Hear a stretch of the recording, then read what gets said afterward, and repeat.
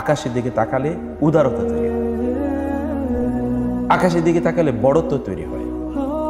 আপনি যদি সবুজের দিকে তাকান তাহলে আপনার সবুজতা তৈরি হবে।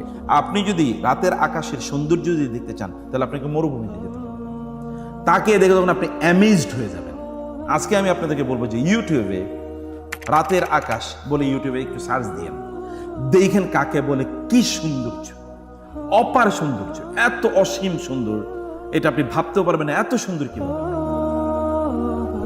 আপনি ধরেন নাসা এর অনেক ভিডিও কিন্তু পাওয়া যায়, দেখবেন কি billion billion trillion trillion trillion trillion বাতি, এরকম বিলিয়ন না trillion trillion trillion trillion trillion, অসংখ্য, যেটা গণে কেউ শেষ করতে পারবে না আল্লাহ সুবহানাহু ওয়া তাআলা ছাড়া।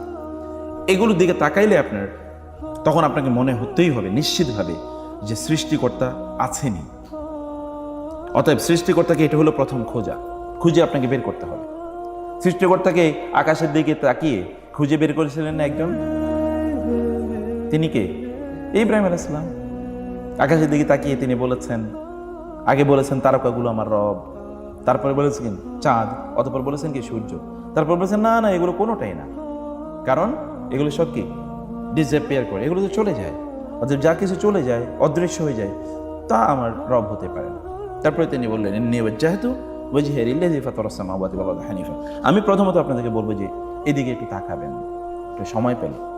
আকাশের দিকে তাকালে উদারতা তৈরি হয়, আকাশের দিকে তাকালে বড়ত্ব তৈরি হয়। আপনি যদি সবুজের দিকে তাকান তাহলে আপনার সবুজতা তৈরি হবে। ইট পাথরের শহরে আমরা থেকে আমাদের চরিত্র ইট পাথরের মতো হয়ে গেছে। সে কারণে আমাদেরকে একটু চিন্তা করার জন্য আমি আপনাদেরকে বলবো যে একটু ভাবেন, একটু চিন্তা করেন। একটু চিন্তার জন্য মাঝে মাঝে ছাদে একটু উঠেন না, একটু দেখেন না আকাশের দিকে, একটু অন্ধকারে অথবা ভোরবেলা রাত 2টা 3টে যখন সব কিছু বন্ধ, তখন একবার উঠে তাকাবেন, দেখবেন যে মনটা কত ভালো হয়ে যায়।